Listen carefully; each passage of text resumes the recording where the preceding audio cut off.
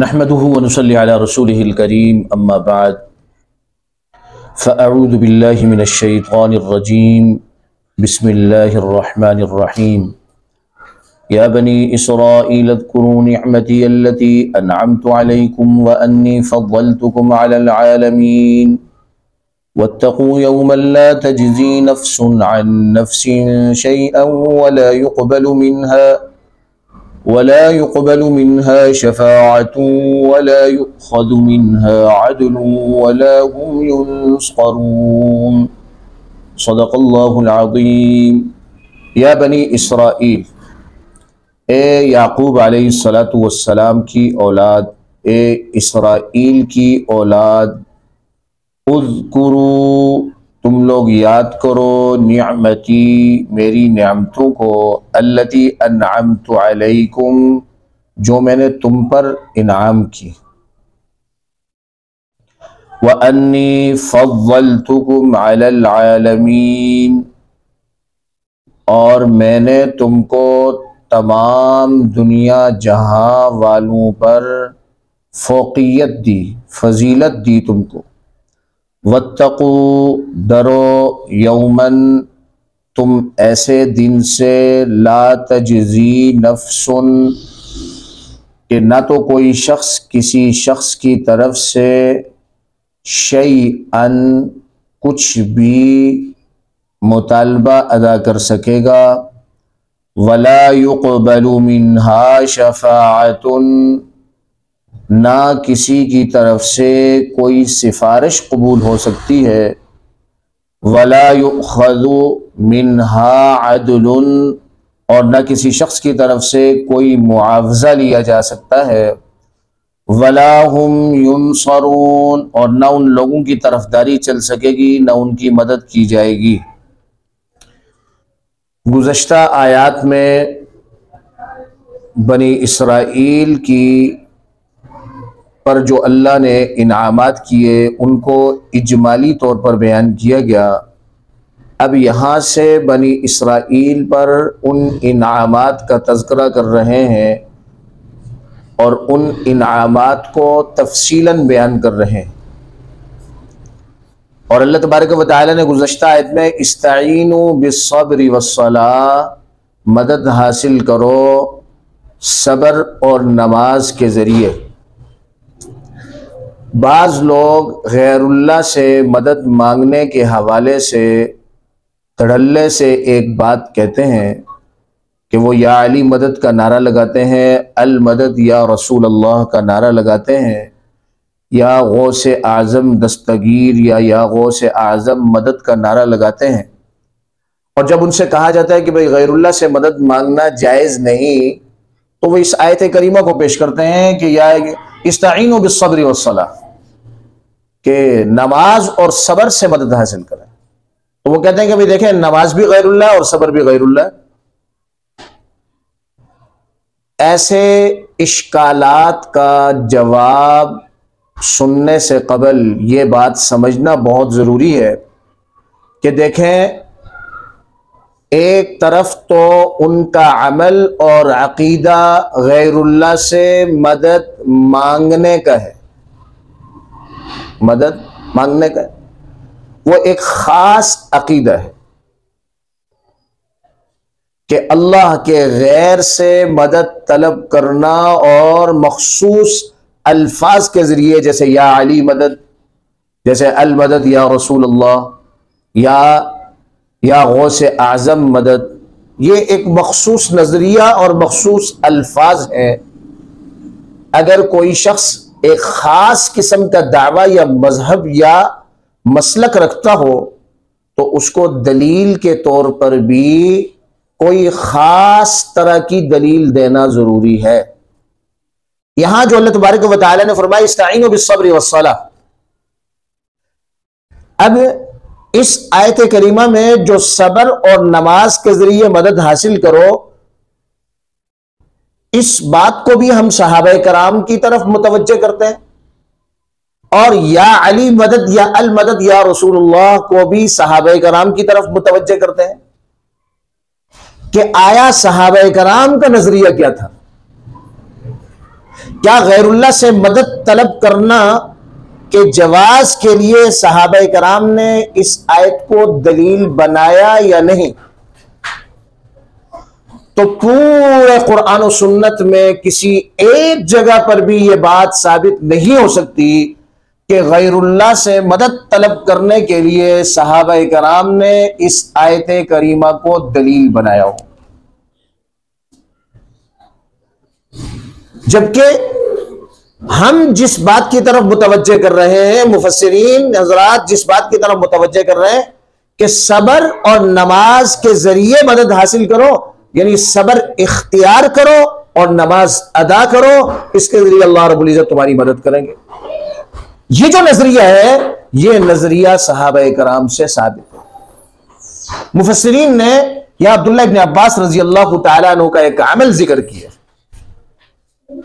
और वह अमल यह जिक्र किया है कि एक जगह सफर में कोई बुरी खबर हज़रत अब्दुल्लाह इब्न अब्बास रजी अल्लाह तआला अन्हु ने सुनी, गालिबन अपने बेटे के इंतकाल की। तो जैसे ही खबर सुनी तो सवारी रास्ते की एक साइड पर सवारी खड़ी की, सवारी से उतरे, 2 रकात नमाज नफिल अदा की और उसके बाद पढ़ा इन्ना लिल्लाहि व इन्ना इलैहि राजिऊन, और फरमाया कि जिस चीज का हमें अल्लाह ने हुक्म दिया और हमारे रसूल ने जो तरीका बतलाया हमने उस पर अमल किया और आयत करीमा तलावत की, वस्ताईनु बिस्सब्रि वस्सलाह। लिहाजा इस आयत के जरिए सादा लोग मुसलमानों को तो कोई धोखा दे सकता है, जिन्हें इल्म की शुद्ध बुद्ध हो वो इससे धोखा नहीं खा सकते। अब आयत करीमा आयत नंबर 47, या बनी इसराईल अज़्कुरू निअमती अल्लती अनअमतु अलैकुम व अन्नी फद्दलतुकुम अलल आलमीन। अल्लाह रब्बुल इज्जत एक मर्तबा फिर बनी इसराईल को उन पर जो अल्लाह ने इनामात किए उन इनामात को याद करवा रहे हैं और तफसीलन जिक्र कर रहे हैं, और उसमें सबसे पहली नियामत का तज़किरा फरमा रहे हैं जो बनी इसराईल पर अल्लाह रब्बुल इज्जत ने फरमाई। और वो नियामत क्या अता फरमाई उनको? अल्लाह फरमा रहे व अन्नी फव्वलतुकुम अलल आलमीन, कि मैंने तुमको सारे आलम पर फजीलत दी। ए बनी इसराईल, तुम्हें तो हमारा शुक्रिया अदा करना चाहिए क्योंकि मैंने उस जमाने में सारे आलम पर, ए बनी इसराईल हमने तुम्हें फजीलत दी, उस जमाने के एतबार से सारे आलम पर फजीलत दी। मुफस्सिरीन फरमाते हैं कि सारे आलम पर फजीलत देने का मतलब यह है कि ए बनी इसराईल, हमने दुनिया की बादशाहत भी तुम्हें दी और दीन की बादशाहत भी तुम्हें दी। वजअल फीकुम अंबिया वजअलकुम मुलूका, कि तुम्हारे अंदर जो है हमने बादशाहत को भी रखा और तुम्हारे बीच में ही हमने नबुव्वत का सिलसिला जारी किया। चुनाचे इब्राहीम अलैहिस्सलातु वस्सलाम से लेकर ईसा अलैहिस्सलातु वस्सलाम तक ए बनु इसराईल, सारे नबी हमने तुम्हारे खानदान और कौम कबीले से, हमने तुम्हारे कौम कबीलों से नबियों को मबऊस किया। तो सारे आलम पर फजीलत दी कि दीन की बादशाहत तुम्हें दी और सारे नबियों को तुम्हारे कौम और कबीले से नबी बनाया, और दुनिया की बादशाहत भी तुम्हें दी कि दाऊद अलैहिस्सलातु वस्सलाम को नबुव्वत के साथ साथ बादशाहत भी दी, सुलेमान अलैहिस्सलातु वस्सलाम को नबुव्वत के साथ साथ बादशाहत भी दी। तो ये जो मेरी नेमत है कि मैंने उस जमाने में सारे आलम पर तुम्हें फजीलत दी, दीनी और दुनियावी सारी फजीलतें तुम्हारे पास तुम्हें अता की। ए बनु इसराईल, अब वक्त आ गया है कि आखिरी नबी तशरीफ ला चुके हैं, और इब्राहीम अलैहिस्सलातु वस्सलाम ने और मूसा अलैहिस्सलातु वस्सलाम ने और ईसा अलैहिस्सलातु वस्सलाम ने उस नबी पर ईमान लाने की तुम्हें पेशन गोई की और बेशकी तुम्हें इत्तला की। अब अगर तुम अपनी फजीलत बरकरार रखना चाहते हो तो आखिरी नबी पर ईमान ले। बनु इसराईल, आखिरी नबी पर ईमान ले, और अगर तुम आखिरी नबी पर ईमान नहीं लाए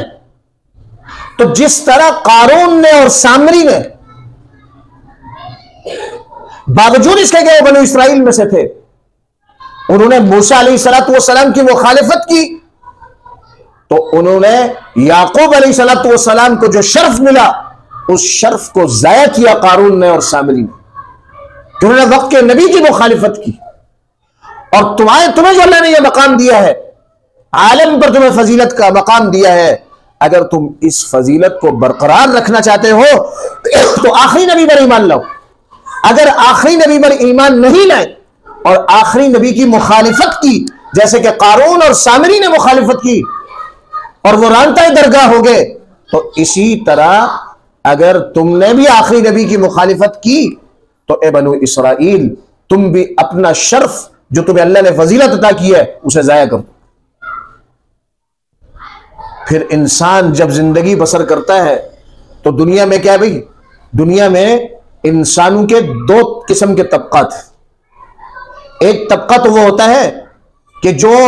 माल खर्च करने में कंजूस होता है